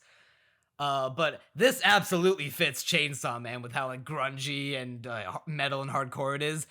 Dude, nothing gets me more hyped than when they're like starting up the chant of the song and just go, and like at first just the da da da da da da da da da da da of the bass, and then it kicks in the demon in the name of devil, demon in the name of devil, and then they apply this like echo filter over it when the crazy ass visuals start going in of these wallpaper worthy shots of like the first one of Aki, where he's got like he's all blue and his eyes are red. He's slowly opening them while the two women in his life, Makima and Himeno, are like slowly turning their heads in the background. And then the next shot is of Power, when and just walking around. She's got like blood coming out of her mouth and with this big smile walking towards the camera. And it kicks up even more. Just goes, Demon in the name of devil. Fucking raw. The one of Power smiling at the camera with the literally nuclear green background is probably my favorite of the entire OP. I definitely love its color scheme. This motherfucker said because OP. It's very ED. In fairness, like you said, it could be an OP. Literally has that level of quality. But yeah, primarily the color work is, I think, what makes this such a fun OP to look at. Personally, still Team Power though. ED4, absolute. I'm just a Maximum the Hormone fan, and wouldn't you know it? God damn it! This is the only song of all the EDs available right now that's not on iTunes. All the other ones are. Even the newest one, 7, is on iTunes. Nope, not Maximum the Hormone. What the fuck? It's a tragedy. Oh yeah, but lest I forget also, I love just everything about the song. I love Maximum the Hormone's like signature. They'll go into like the hardest like death metal you've ever heard, and then transition it like without a warning to something like to something slow, like the part where it displays Makima as like this holy biblical figure. We're just like when they're just like Akuma no da Akuma no. It's almost like a folklore song. And as like the metal We've like got Denji bowing down to his goddess. Yeah, and then it like kicks up immediately when the female vocalist just like and then we just get more shots of the main trio hanging out in the city, like Power just being wowed by vending machines. And then it all closes off with this really fucking awesome scene where it's the trio like putting on their clothes and getting ready to like to go, and they're striking poses at the camera where like Denji gives a smile to the camera. Aki, cool guy, puts on his suit, and Power strikes this really goofy looking pose, and then the camera like slowly is zooming in and zooming past them. But it's like that could have all like lended towards its credibility of being an opening to the show. I mean, yeah, that does feel like the final shot of an opening. And I just want to This is completely unrelated to anything, but I just think it's funny because I was following Unique Namosaurus on Twitter when there was just one episode of Chainsaw Man out. He was like, "Bro, they said they'd have 12 unique openings, but first episode is just a black screen with a text crawl? Bro, what is this just going to be what the 12 endings are?" Yeah, that got that aged incredibly. No, like, yeah, shout out to Mappa, by the way, for I'm sure they had like different teams and different directors working on all the different EDs, because no way one team or one guy was able to do all that, but they're just flexing at this point. This is like a Kill Annie or Trigger level flex. Except unlike those two studios, I imagine there's some corpses of overworked employees, but we ignore those. This is definitely another instance of MAPPA staking their claim in the territory of like, we want to be one of the top anime studios. Like, we want our names like cemented in the halls of fame, up there with, you know, KyoAni, Trigger, Wit, and like even the top guys when they were good, like in their prime. You know, studios like Shaft in their prime, Madhouse in their prime, Production IG, who are all kind of pretty much shadows of their former selves now, but... Well, Shaft would never be able to flex nearly this hard. They have not nearly the animation quality. Like, any one of these endings has more animation quality than, like, 5 episodes of Shaft's best-looking anime. Damn. Even Monogatari? Dude. Alright, this is, like, completely unrelated to anything, but Bakemonogatari does not have good animation. Everyone just looks at the directing and is like, huh, it's well animated because it looks cool. No, you just imagined it having good animation. It does not have good animation. What about the Kizu movies? Those are actually well animated. Those have actual good animation, but those also took 5 years, so that is the price of having good animation. There's some conspiracy theories going around that the reason that Attack on Titan, the final seasons by MAPPA, looked the way they did was because they were funneling all their eggs into the Chainsaw Man basket. Oh yeah, Spuddle was saying that on Seasonal Cast. Yeah, and while there's no direct evidence to confirm these theories, and seeing how beautiful the show looks, that I wouldn't be surprised.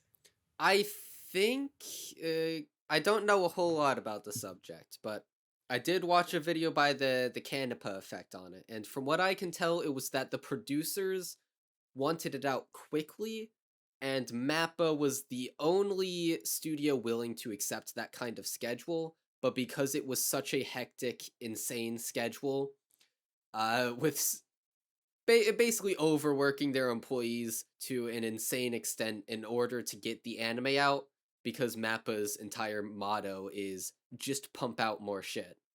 And so that's mostly why it ended up looking bad as far as I know. I don't think Chainsaw Man had much to do with it. Who's to say besides the higher-ups at the end of the day? I mean, MAPPA outsources most of its stuff anyway, and I imagine the same holds true to Chainsaw Man, although I'm not 100% sure on that. Oh yeah, one more point about the EDs before we move on to the action. Another reason why ED3 is the best one, and MAPPA knows it, is because they used it in episode 7, where Denji jumps down into the Eternity Devil, and when he becomes Chainsaw Man, starts cutting them all up. They play the instrumental of ED3. Oh, they do. Oh, I didn't notice that. Yeah, they know what the best one is. Just wait until they play ED4's instrumental as Power's theme, alright? Then I'll be vindicated. Well, with all that out of the way, the last thing to talk about, I think, is how good is the action of the show? I guess this also ties into a bit about the directing, which is that All right, so the action is its direction seems to be make the camera move as fast as possible, as consistently as possible, but without making it incomprehensible. Because it's an all too common criticism of shows. Actually, a laughable example of this is when I was skimming through Magia Records Season 2 in order to make a video about just Shaft in general.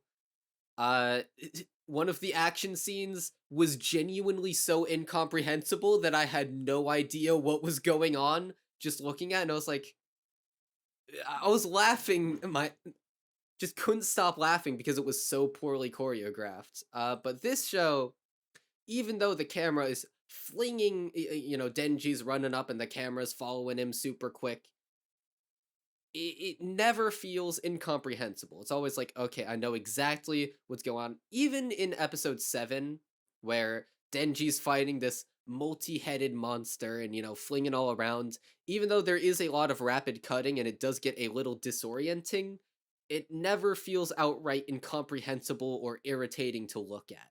And that to me is like the mark of good action directing, where you can get that frenetic, energetic feeling of a fast-moving camera without just completely losing my basically losing my ability to know what's happening.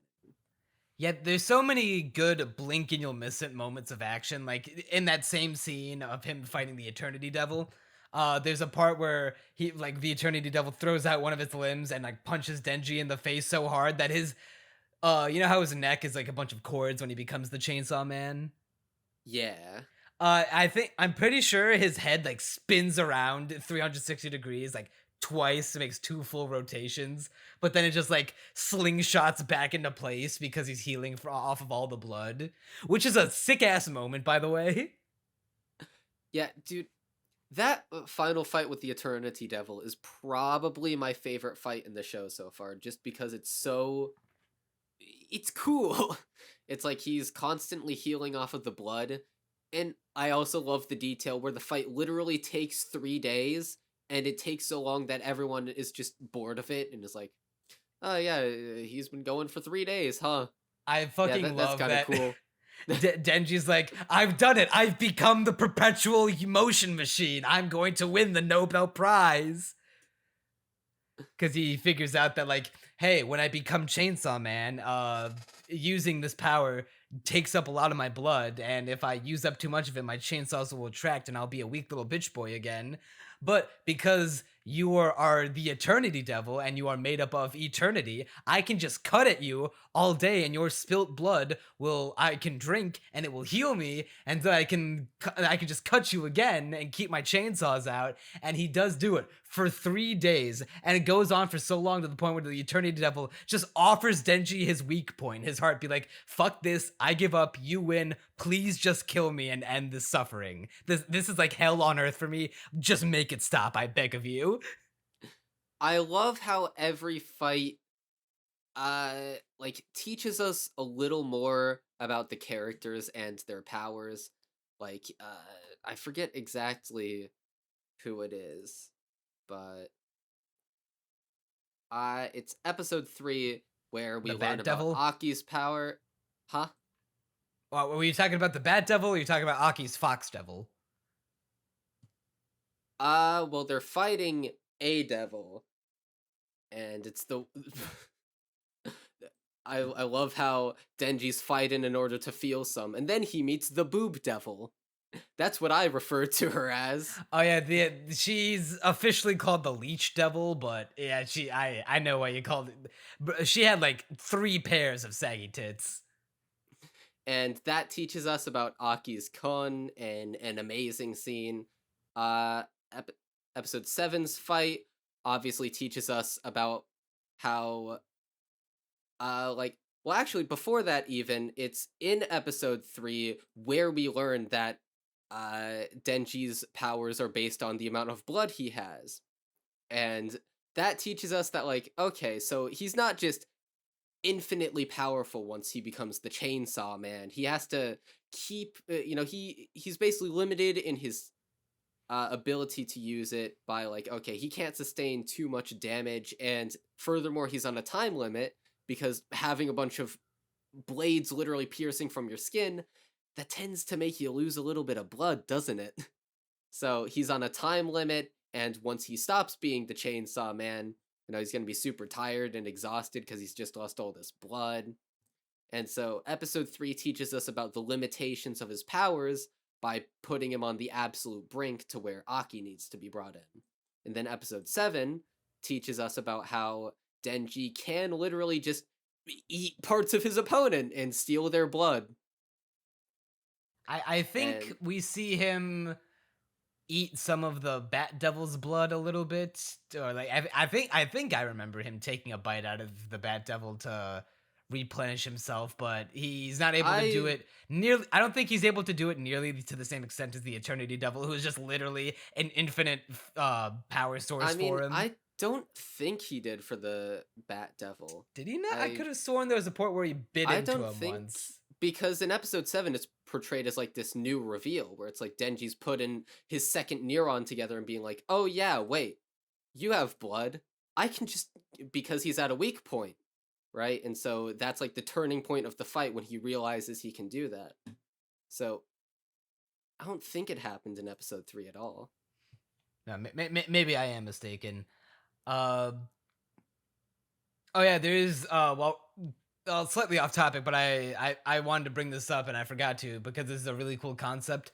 When we were talking about devils, the way that devils are able to gather strength is from their names and like what they are based off of, and how the coffee devil doesn't sound very scary and probably would be kind of weak, but the car devil, the fear of getting run over by a car, that's pretty prevalent in a lot of people. So the car devil would probably be pretty strong. And that's why the gun devil is the most powerful, because, everyone's afraid of getting shot with a gun. Everyone's got a fear of guns. Like, I wonder if there was any kind of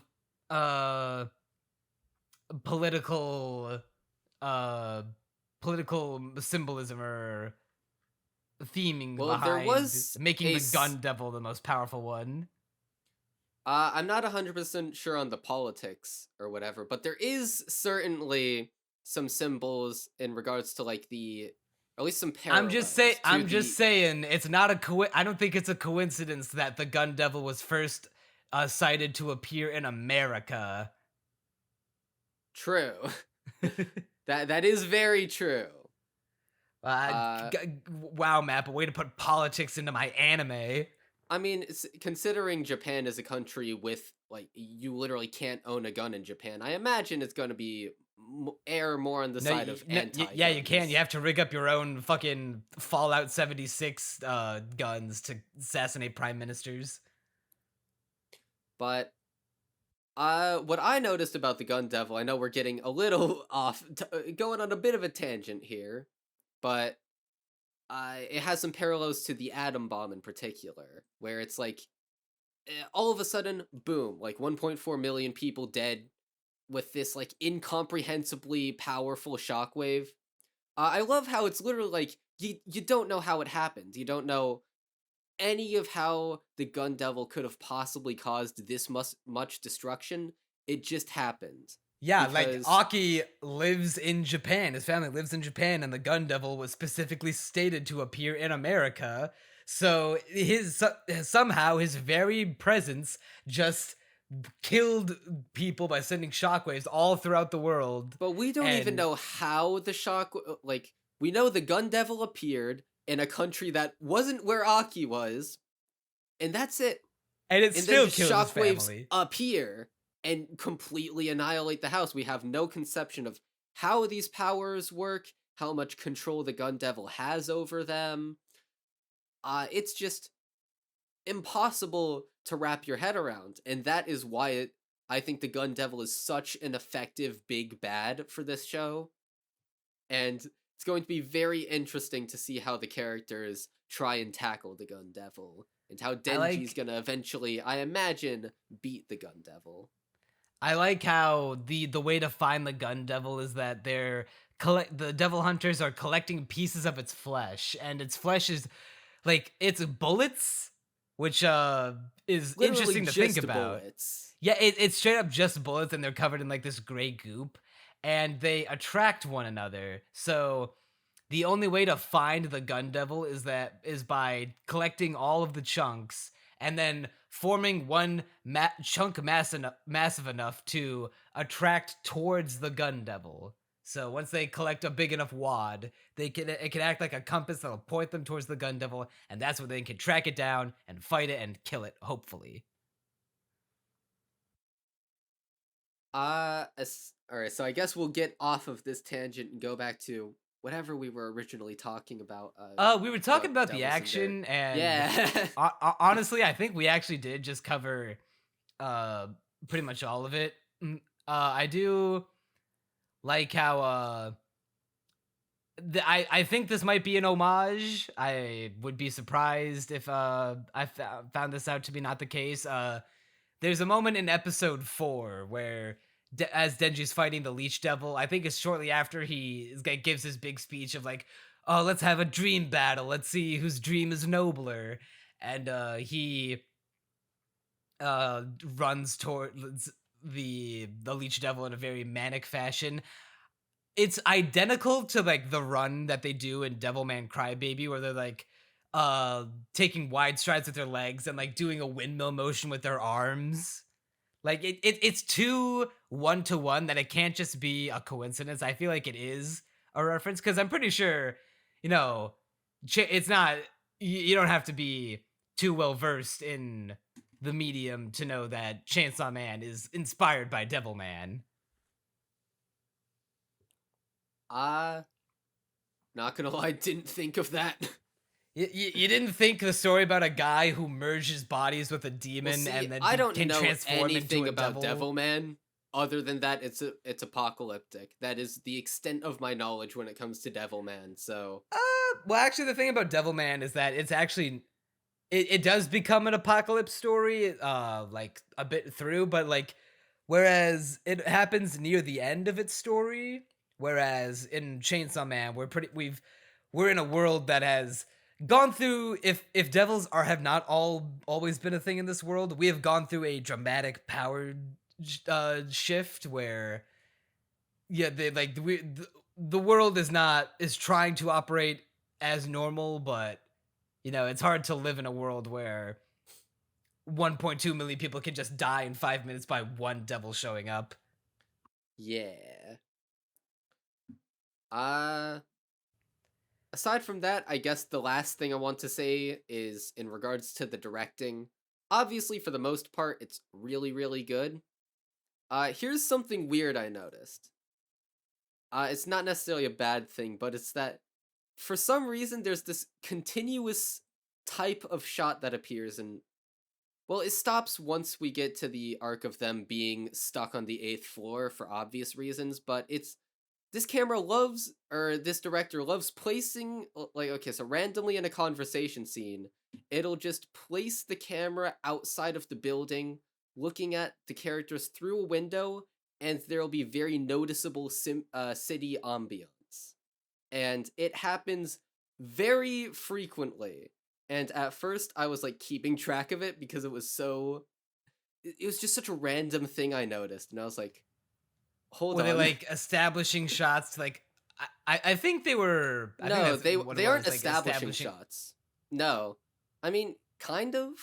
In Well, one I instance, like it's like not like, cut. you know, the kind of establishing shot you use to like open a scene, but like the kind Well, of establishing see, shot that you do to let the viewer know like about the setting and I think how it's life is that going for the on. most part, but then one time it happened just like they had been conversing for a while, and then it just happened. And I was like, huh, this director really likes doing that, huh?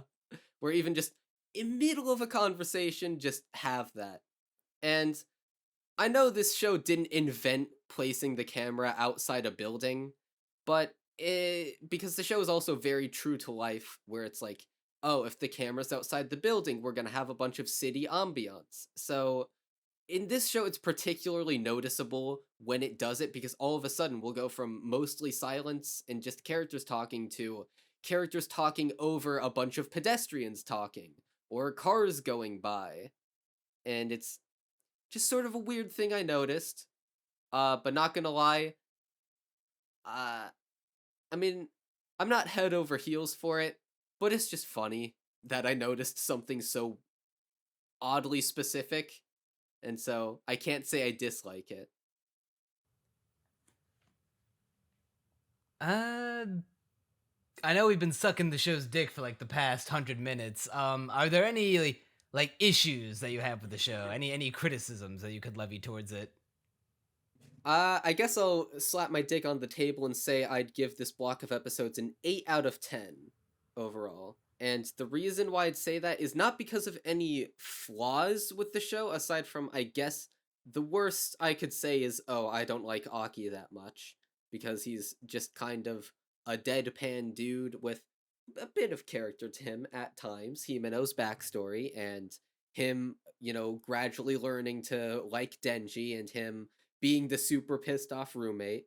But aside from that, he's mostly just a boring dude, in my opinion. But aside from that, it's like, it's not that there's anything wrong with the show, it's just that it has, like, I could see this show eventually getting to the point where it's a 9 out of 10, because, it has a lot of themes going on, and it clearly intends to go places with them.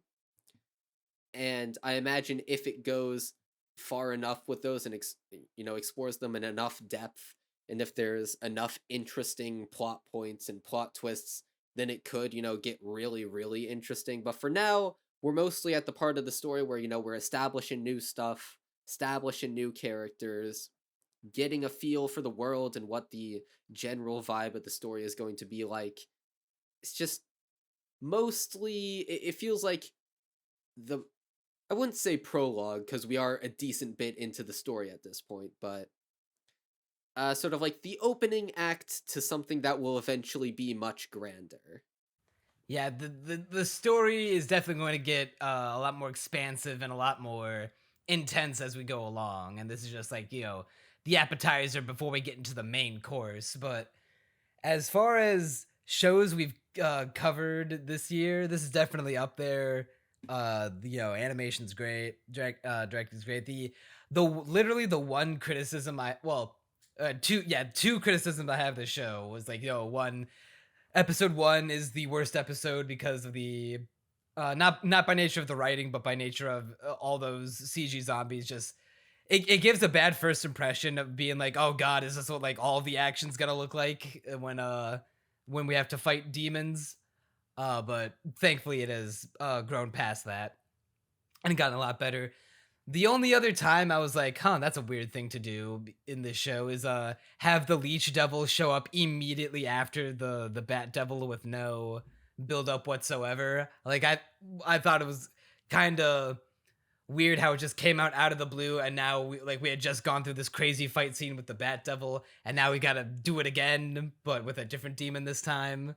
I mean, honestly, I feel like I disagree with you on that, because I actually sort of like it in the sense that the entire point of the fight scene is to just push Denji to his absolute limits in order to show the audience, like, okay, he isn't a complete overpowered badass in his chainsaw form. I feel like they could just have done that with the Bat Devil, though.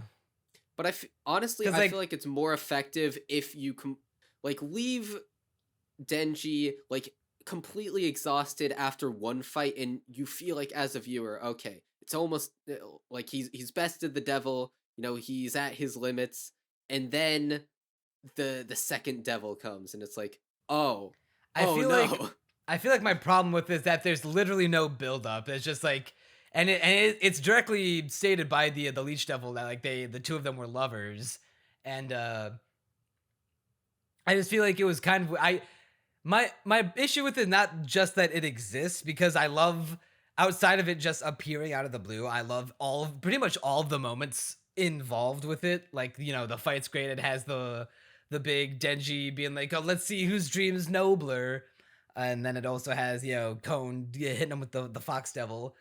I feel like all they needed to do to fix it was just like have a scene where like the Leech Devil exists, and like they hears about it, like either the Bat Devil gets in contact with it somehow, or is like is Bleach Devil is stated to be around in the area. I just feel like having it show up out of the blue was like a cheap way to raise the stakes, being like, wow, Denji, you just got through dealing with this Bat Devil that we spent the whole last episode building up because it's like directly related to power and her conflict. Now here, fight, now that you're exhausted, fight this completely unrelated devil that we just now say existed the whole time. I mean, I guess that is fair to say, because I think that would be better. Although in its current state, it doesn't really bother me. Yeah, and mind you, that is the only like negative thing I have to say about the show. Everything else is literally just compliments. Like outside the ugly CG, it looks like a goddamn movie.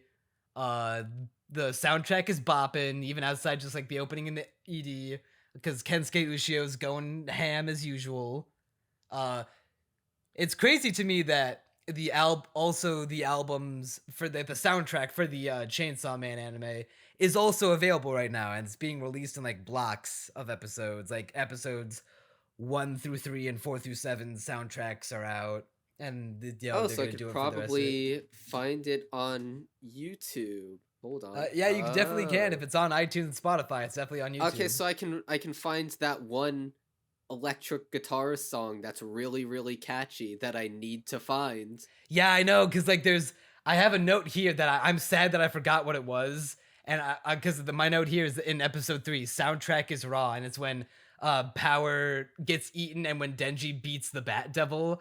Like that's like those were great tracks. Those are great tunes. Yeah, the show's OST is also mucho good. Aside from that, do you think you have anything else you want to say? No, I think that's it. Oh yeah, here's one last note. Still loses to Bocchi the Rock. Fair.